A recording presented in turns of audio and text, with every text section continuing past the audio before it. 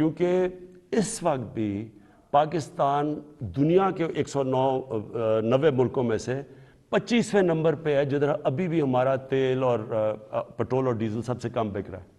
میں آپ کو ذرا بتا دوں کہ ترکی میں اس وقت ہمارا پاکستان میں 160 روپے لیٹر ہے، ہندوستان میں 260 روپے لیٹر ہے، بنگلہ دیش میں 185 روپے لیٹر ہے، ترکی میں 200 روپے لیٹر ہے. اور اگر ہم 70 ارب روپے کی ہر مہینے سبسڈی دیتے ہیں، یعنی گورنمنٹ سبسڈائز کرتی ہے، اگر ہم یہ نہ کریں 70 ارب روپے کا، تو آج پاکستان کے اندر پٹرول ہو 220 روپے لیٹر کا.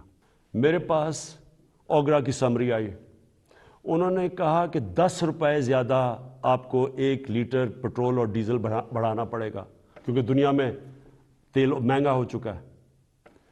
تو میں آج آپ کے سامنے بڑی خوشخبری سنانا چاہتا ہوں کہ بجائے 10 روپے بڑھانے کے ہم نے فیصلہ کیا ہے کہ 10 روپے پٹرول اور ڈیزل کو آج ہم کم کر رہے ہیں. اب پھر سے میں آپ کو بتاؤں کہ بجلی 60% امپورٹڈ فیول سے بنتی ہے، جو میں آپ کو پہلے بتا چکا ہوں.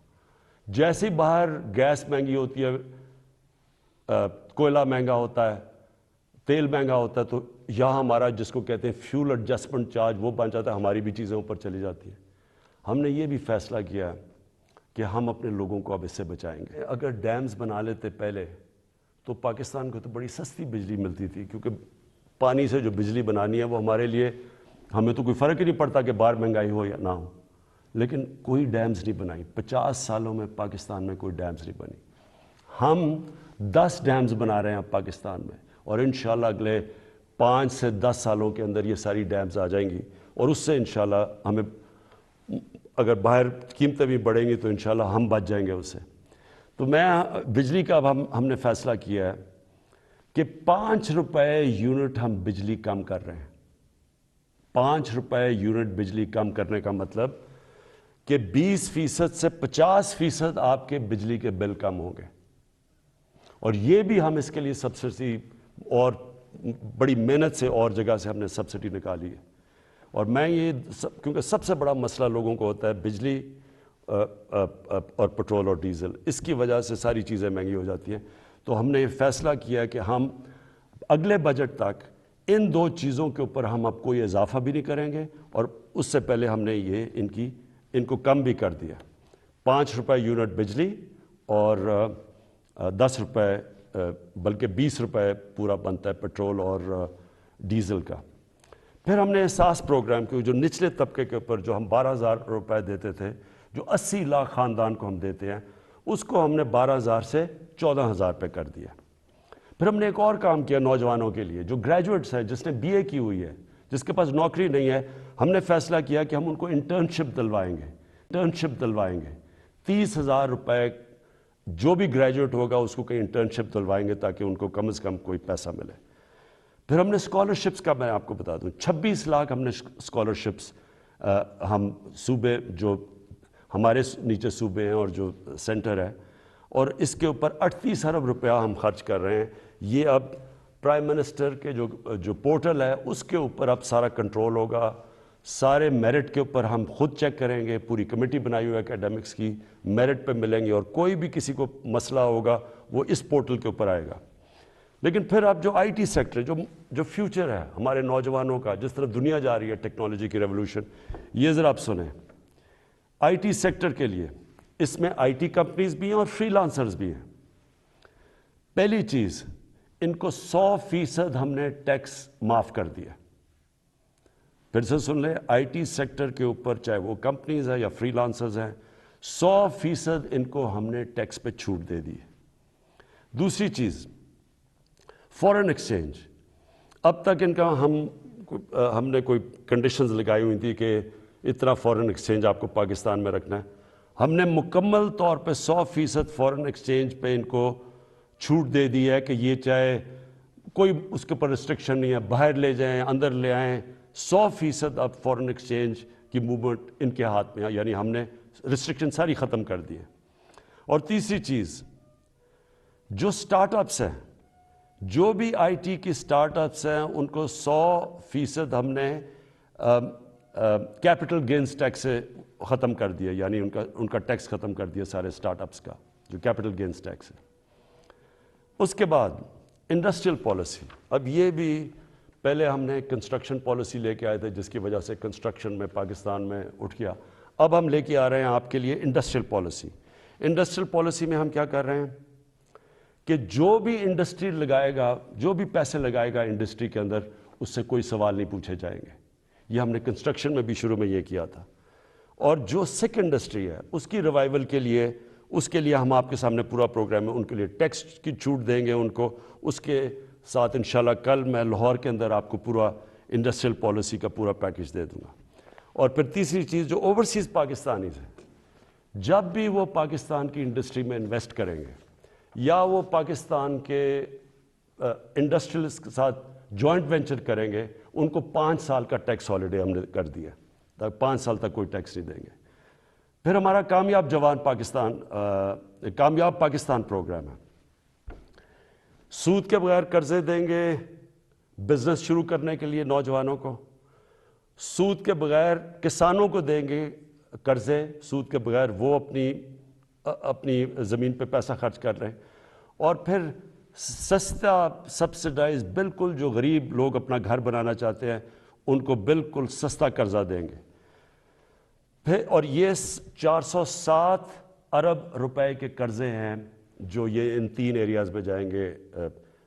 لو کاسٹ ہاؤسنگ, گھروں کے لیے, کسانوں کے لیے اور بزنس کرنے کے لیے شہروں میں 407 ارب کے قرضے یہ اگلے 2 سال میں ہم دیں گے.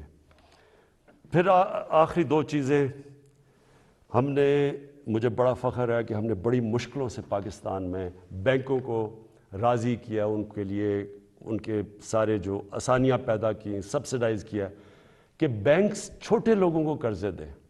ابھی تک تنخواہ دار لوگ وہ ابھی تک ان کو بینک قرضے نہیں دیتے تھے. کمزور یعنی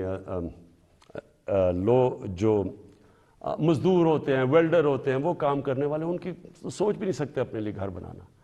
بڑی ہمیں 1 سال لگایا, ہم نے پوری ان کے لیے آسانیاں پیدا کی. گورنمنٹ نے سبسڈائز کیے قرضے, آسانیاں پیدا کی تاکہ اگر ایک آدمی اپنے گھر میں جو ایک کرائے کا گھر لیتا ہے, جو کرائے کے اوپر پیسے دیتا ہے, اسی پیسوں کی وہ قسطیں بن جائے اور اس کا اپنا گھر ہو جائے. تو مجھے بڑی خوشی یہ ہے کہ بینکوں نے اب تک اس میں 150 ارب روپے کے لو انکم غریب لوگوں کی, جن کی آمدنی نہیں ہے, ان کو دے چکے ہیں اپروولز, جس میں 50 ارب روپیہ ان گھروں کے لیے دے چکے ہیں. یعنی وہ کام شروع ہو گیا, گھر بننے شروع ہو گئے. اور آخر میں صحت کارڈ میں, مجھے سب سے زیادہ فخر یہ ہے کہ ہمارے جو صوبائی چیف منسٹرز تھے, ان سب کو میں نے آگاہ کیا کہ یہ سب سے بڑی نعمت ہے ایک غریب گھرانے کے لیے کہ اس کے پاس ہیلتھ انشورنس ہو. جب بھی وہ ایک کوئی گھر میں بیماری ہو تو ان کو یہ خوف نہ ہو کہ ہم ہاسپٹل میں جا کے اپنا علاج نہیں کروا سکیں گے. اور پھر وہ کئی دفعہ گورنمنٹ ہاسپٹلز میں جاتے ہیں تو وہاں ڈاکٹرز نہیں ہوتے, اور خاص طور پہ دیہاتوں کے اندر, ڈسٹرکٹس میں ڈاکٹرز نہیں ہوتی, نرسز نہیں ہوتی, اور وہ سارے شہروں میں آتے ہیں, دھکے کھاتے ہیں. یہ جو صحت کارڈ ہے یہ پاکستان کی تاریخ میں نہیں, یہ شاید ڈیولپنگ ورلڈ میں بھی, بلکہ ڈیولپڈ ورلڈ میں بھی اس طرح کا کہ آپ نے ہر گھرانے کو, ہر جو ہمارے صوبے ہیں سندھ کے علاوہ, کیونکہ پروونشل گورنمنٹس اس کا پیسہ دے رہی ہیں, ہر گھرانے کے لیے ہم انشاءاللہ مارچ کے آخر تک پنجاب میں ہر گھرانے کے پاس صحت کارڈ ہوگا. ہر خاندان 10 لاکھ روپے تک کسی بھی ہسپتال میں جا کے علاج کروا سکتا ہے. یہ ضروری ہے سمجھنا. پہلے تو ہوتا تھا نہیں گورنمنٹ ہاسپٹل, اب وہ پرائیویٹ ہاسپٹل میں جا کے علاج کروا سکتا ہے. اور ہر گھرانے کے پاس یہ صحت کارڈ ہوگا. اور انشاءاللہ یہ پورا ایک ہیلتھ سسٹم بن رہا ہے پاکستان میں. ابھی سے چھوٹے چھوٹے ہاسپٹل دیہاتوں میں جانا شروع ہو گئے, کیونکہ دیہاتوں میں ہمارے گورنمنٹ ہاسپٹل میں ڈاکٹرز نہیں ہوتے کئی دفعہ, تو پرائیویٹ سیکٹر جانا شروع ہو گیا. اور میری یہ خواہش تھی کہ پاکستان میں ایک پورا جال بچ جائے ہاسپٹلز کا. تو گورنمنٹ کے پاس تو کبھی بھی اتنا پیسہ نہیں آنا تھا, تو اب پرائیویٹ سیکٹر کے لوگ خود جائیں گے, کیونکہ اب ہیلتھ کارڈ ہوگا. غریب سے غریب گھرانے کے پاس بھی ہیلتھ کارڈ ہوگا, اور اگر ان کو گھر میں کوئی بیماری ہو وہ جا کے پرائیویٹ ہاسپٹل میں بھی اپنا علاج کروا سکتے ہیں. یہ میں سمجھتا ہوں کہ ہم نے جو ہماری 3.5 سال کی حکومت ہے، یہ سب سے بڑا کام ہے، کیونکہ جب کوئی گھر میں ایک بیماری ہو اور آپ کے پاس پیسہ نہ ہو تو اس سے زیادہ ایک خاندان کی بے بسی کا عالم نہیں ہوتا۔ میں آخر میں آپ کے سامنے، اپنی قوم کے سامنے یہ کہنا چاہتا ہوں کہ مجھے پتہ ہے یہ مشکل حالات ہیں، مجھے پتہ ہے کہ ہم نے یہ جو 3.5 سال گزارے ہیں، کبھی ایک مشکل سے نکلتے تھے، پھر دوسری مشکل، کبھی پلوامہ ہو گیا تو کبھی کرونا ہو گیا، اور اس کے بعد پھر مسئلے، اور اب یوکرین کا مسئلہ آ گیا۔ لیکن یہ میں آج آپ کو کہتا ہوں کہ سارا وقت میری اور میری حکومت صرف ایک چیز سوچتی ہے کہ ہم آپ کے اوپر کس طرح یہ جو آپ کے اوپر بوجھ پڑا ہوا ہے، یہ ہم کیسے کم کر سکتے ہیں۔ اور انشاءاللہ یہ جب ہم اس سے نکلیں گے، اور جس طرح ماشاءاللہ ہمارا ملک صحیح راستے پہ چل پڑا ہے، اکانومی صحیح راستے پہ چل پڑی ہے، بلومبرگ ویسے میگزین جو کہ دنیا کی اکانومیز کا جائزہ لیتی ہے، اور پھر IMF جس نے ابھی رپورٹ میں کہا ہے کہ پاکستان کی جو گروتھ ہے، جو ان کی دولت میں اضافہ ہے، جو ہوتا جا رہا ہے، وہ اب یہ صحیح راستے پہ، اور یہ سسٹینیبل ہے۔ چھوٹے چھوٹے ہاسپٹل دیہاتوں میں جانا شروع ہو گئے ہیں، کیونکہ دیہاتوں میں ہمارے گورنمنٹ ہاسپٹل میں ڈاکٹرز نہیں ہوتے کئی دفعہ، تو پرائیویٹ سیکٹر جانا شروع ہو گیا۔